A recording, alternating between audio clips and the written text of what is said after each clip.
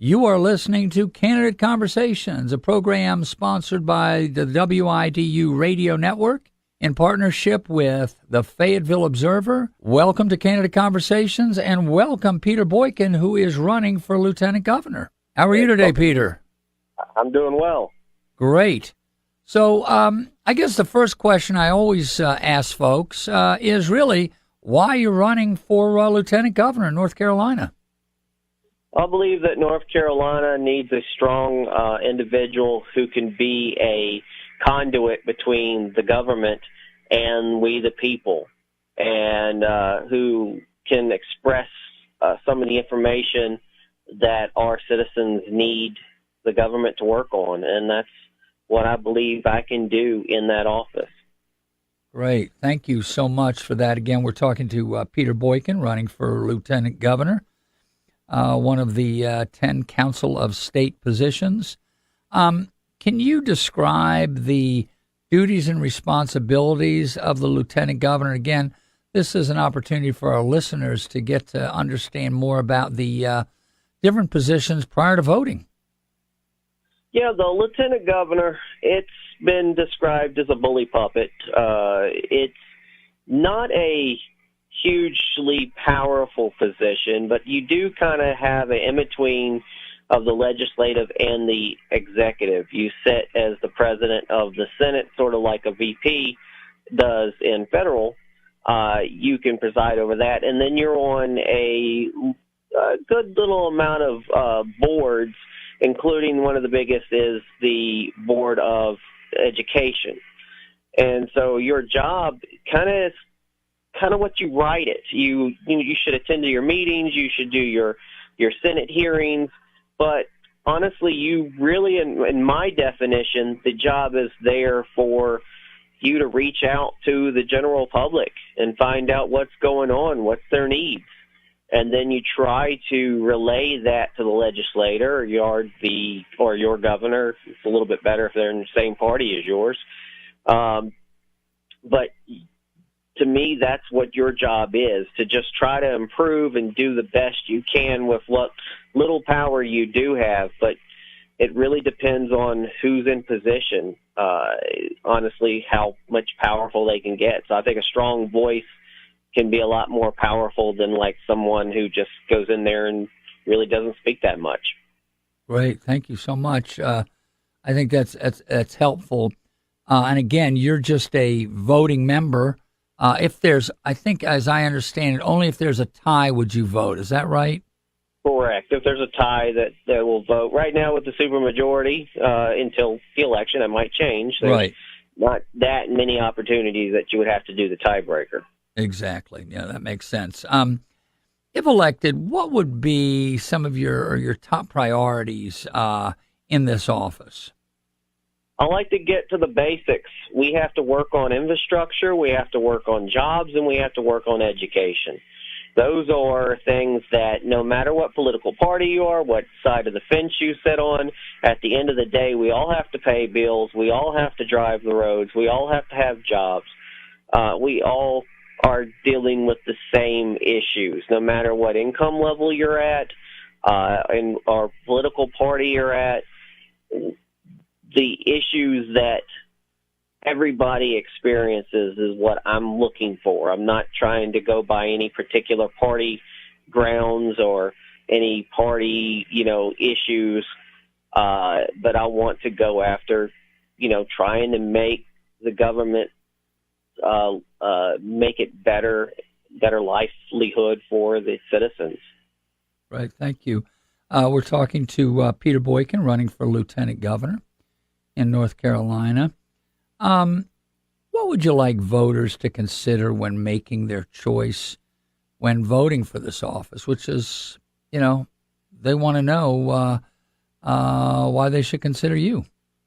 Well, in the primary, I would hope that people would not go by just whoever's popular or whoever has the most money, whoever they might particularly like in that primary, but they got to think about who could ultimately win the position when it comes to the general election. For me, I believe that I could offer a lot to the table. that my opponent on the other party would probably not be able to hold me on some of the things that she could do or he could do to other candidates, because I believe I'm a constitutionalist for liberty. I'm a more moderate. I'm a social not a social conservative. I am a physical conservative, and I believe in we the people. At the end of the day, I would hope that people would consider finding someone who's willing to work with everyone in the community, not just somebody who's in my party. My door will be open to talk to anyone who wants to sensibly talk. I absolutely do not agree with extremist views on either side of the party line, and I want to sit down and get things accomplished with whoever is willing to sit at the table. Always refreshing to hear that reaching across the aisle attitude, which is lacking in the federal government, and at times it's lacking in state government and local government. So that's I think, a very positive attitude to have. Again, we're talking to Peter Boykin, running for lieutenant governor. Are there any personal experience that inspired you to enter in this field of politics? When I was younger, when I was in high school, I ran a couple of times for student council. I participated in student council and did a lot of clubs and things when I was in school. Basically, I've been an activist for a while, seen what's been going on in the government, and figured that you can sit on the sidelines and you can do protests and yell at buildings and hold signs, but until you actually can take part in your government in some way to help be that bridge, to work for yourself and other citizens, that's the only way to do it is through being in office, because our government is for the people and by the people. And so you have to step up and run for an office. And that's the only real way you can bring a lot of change, especially unless you're some people do the route where they have a lot of money and then they influence. But when you're a grassroots person like myself, the best I can do is run. It does hinder you a little bit when you don't have enough funding, but at the same time, if you got the skills and you can go for it, I would encourage anybody to, run for office, be a part of the system. If you complain about the system, the only way you can make change is from within. Thank you. And that makes a lot of sense. Why should people vote for you? We got the election, the primary coming up March 5th. General will be in November. Why should people vote for Peter Boykin for lieutenant governor? Well, I have a large experience of living in North Carolina for many years, lived in multiple locations, kind of been all over the state. I did a lot of odd jobs where it took me all over the state. I love how the state is. But I worked in Cary, North Carolina for over 12 years in IT position, and I was an engagement manager. I ran multi-million-dollar contracts, and I was trusted, and I did training, and beyond that, I also managed multiple movie theaters through the years and customer service. I have the skill set and the management experience that I could easily jump from, say, eventually, lieutenant governor, which is, one heartbeat away from governor. I could take over and to do that position when needed. So there wouldn't be an issue where if the governor had to step away, I could take over. I have that experience. I have experience where I've saved their jobs, where I worked with individuals to get the best quality out of what we were doing in the position.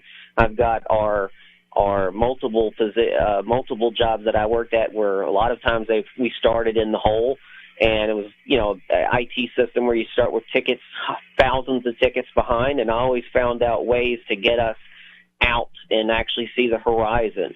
I've always looked for solutions to issues and problems, and better ways to educate and better quality standards for our employees, but not in a way that hurts and hinders our employees. So I've always been someone who's, been very customer and employee and internal customer focused.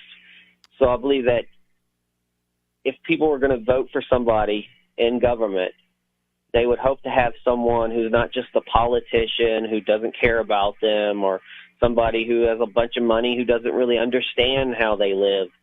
I am someone that is reachable, who is understanding, and who is open-minded to speak to whoever wants to speak to me. And together we can get things done. Great. Thank you so much. Anything else you'd like to add? If anybody just check out my website, it's peterboykin.com. I've got a full amount of information on there. And you can email me or contact me. And if you email me or contact me on social media, I'll gladly give you my number. And you can always give me a call. Great. Again, we've been talking to Peter Boykin, running for lieutenant governor and one of the 10 Council of State positions. You've been listening to Candidate Conversations on the WIDU radio network, partnership between WIDU and the Fayetteville Observer. Thank you so much, Mr. Boykin, and hope you have a great day. Thank you.